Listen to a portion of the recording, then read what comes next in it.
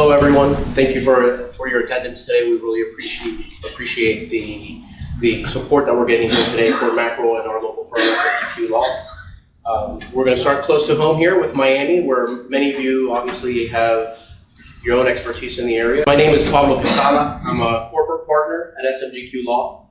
I would say the majority of my business is related to Latin America. Over 50% of my clientele, it's either clients from Latin America that are making investments here in the U.S. or U.S. businesses that are either interested, that are manufacturers, distributors, and want to have a presence in Latin America. Our firm is about 25 lawyers. We've been in Miami for over 10 years when we came together. We're a full service firm with litigation, corporate transactional, immigration, and fit most of the needs. Our first slide, I'm going to start just with some basic Florida facts and some of our key industries. It was pretty interesting doing the research because I learned something that I didn't know even though I'm from South Florida. Obviously, one thing we all know is tourism is the key here in Florida. It's our main driver. We get over 100 million visitors a year. Obviously, that's led by our amusement parks in Central Florida, the beaches, shopping, the cruise industry that is fairly extensive down here in South Florida. The second industry is agriculture. If you don't leave Miami proper, that may come as a surprise, but obviously if you go to Publix, you would see the amount of orange juice, everything Florida orange juice. It's one of the largest suppliers in the world of orange juice. This is, again, this is something that I've had an opportunity to experience because I was able to help one of my clients, which was a family from Latin America that was interested in establishing a port business here in the U.S., and they purchased one of the largest, most recognizable juice brands here in Florida. And they started that as their core business as a platform to get into other food products. The third one is international trade. I won't talk much about it now because I have additional slides that talk about our trade industry here in Florida in general and South Florida. And then aerospace and aviation, which again, to my knowledge, I was not aware of the extent of the aviation industry here in Florida, except to say that our firm and several of my partners, that's probably one of the largest M&A activities here in South Florida. You see a lot of family-run businesses that are fairly small businesses, but that provide decent sales revenue growth, and you see a lot of M&A activity in that area. And there are national firms, international firms that are interested in acquiring smaller businesses, and especially FAA repair stations. So that's one thing. Now getting into the Florida facts, we are the fourth largest economy in the United States, $1 trillion of growth. That's obviously led by our population growth and jobs as well. Part of that, and probably a key to that, is our tax system here in Florida. It's been recognized as being the fourth lowest tax burden state in the United States, led by the fact that we have no personal income tax. And the last piece there is entrepreneurial. That's something that I like to see because historically we haven't been recognized as being as a tech hub. And lately we're seeing that we've been ranked #1 in startup activity, and we've had a lot of support from our local companies as well, helping incubators and getting new technology companies. And we're seeing that sprout out here in South Florida. You hear about it in Wynwood and different parts of the city here, that we're now seeing more technology activity. Again, corporate presence. It may come as somewhat as a surprise, but we have over 1,500 multinational firms in South Florida. We have many LAC headquarters based here in Miami. And I just identified some key industries that you'll see. Obviously logistics and distribution, again, led by Latin America and the fact that the amount of trade we do with Latin America. And then I've just identified some key industries, and with some corporations that have either their Latin American headquarters down here or may have their headquarters down here themselves, such as Ryder. And then you have financial services such as Visa, MasterCard, American Express. They all have major presences here in South Florida. Now, why is Florida attractive to Latin America? That's obviously the key for our summit. And the first thing I would say is just simply access. We have over 100 direct flights to cities across Latin America. It's not uncommon for me to have clients come to Miami. I have clients in Puerto Rico that'll fly to Miami to fly to Argentina. And you see that all the time. So it's just a gathering point that's easy for people who want to conduct business, whether from Latin America, want to do business here in the US. It's just convenient. Also, over 25% of our population speaks a second language, and including Spanish speakers, and we have over 4 million Spanish speakers in the state.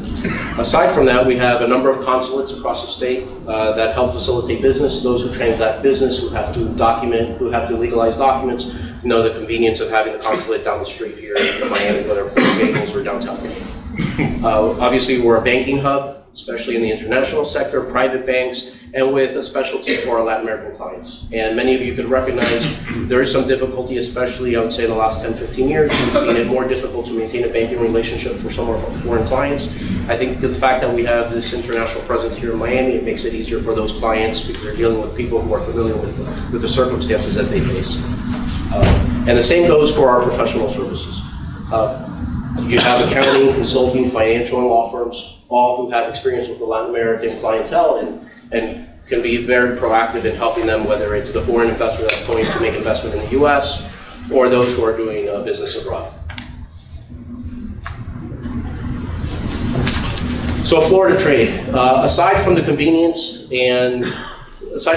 of Latin America, we also have 15 deep water seaports that make trade easier. We have distribution and warehousing facilities. Those of you who are locals and familiar, for example, with the Doral area, you have convenient facilities right near the airport, everything from refrigerated warehouses to, and then you have the customs brokerage and freight forwarders. So you have the infrastructure here in South Florida that makes that easy, along with the trade finance expertise that you find in a place like Miami. As to the trade statistics, Florida represents nearly 40% of all the U.S. exports that go to LAC come through Florida. And again, some of the key industries that we see here, we have a lot of technology, telecommunications equipment. The cell phone industry is fairly large here for export to Latin America. Aircraft and related parts, and that kind of ties into the FAA repair stations that you see in South Florida and the M&A activity that we see. Now our trading partners, I've just identified the Latin American countries. Obviously we have trade partners from other parts of the world that make it into the top 10, but all of these countries represent top 10 trading partners in the categories identified. So overall trade, the top Latin American country for trade in the US is Brazil. Followed by Chile, Colombia, Mexico, the DR, and Argentina. Export destinations, again, Brazil's number one when it comes to that. Major importers, Brazil as well, and then here we see Mexico showing up as a major importer, and I'm looking forward to speaking to the attorneys from Mexico. Because being from South Florida, I will tell you, I don't see the large presence of Mexican nationals here doing business in the US. So this is something that's exciting for me, and I look forward to hearing more. Okay, you can't talk about South Florida without talking real estate. Pretty much you can't be a transactional lawyer in South Florida if you're not a real estate attorney as well. Everybody has a developer as a client.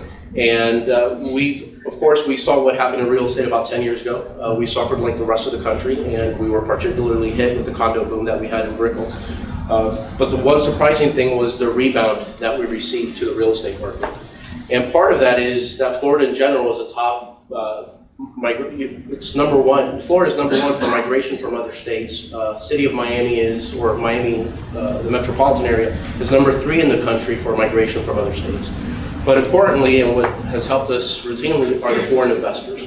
There was a time right after the bust back in 2008 where we had a situation where a surprising amount of the purchases of residences were being made with cash purchases.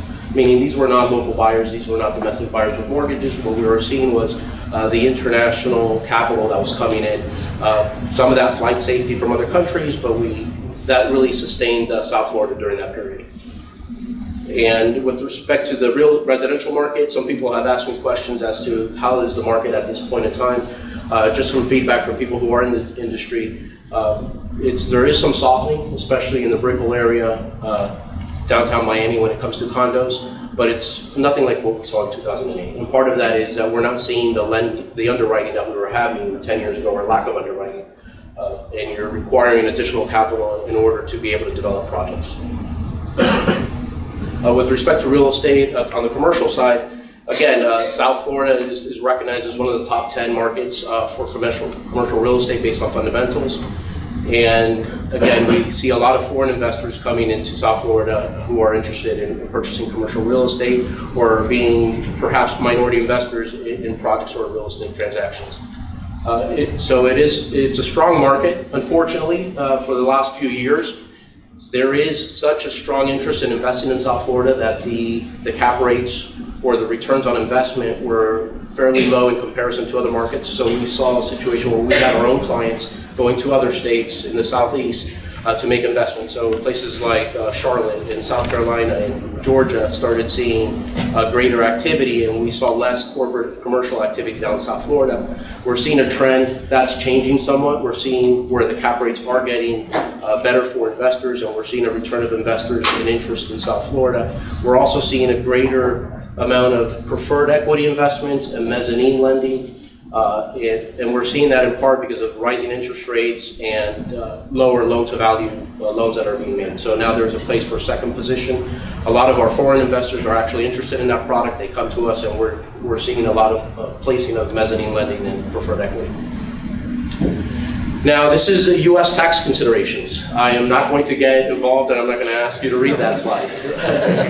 So, but basically, I'm just going to highlight some areas. We have here a number of CPAs who practice with foreign clients, and it's going to be very beneficial.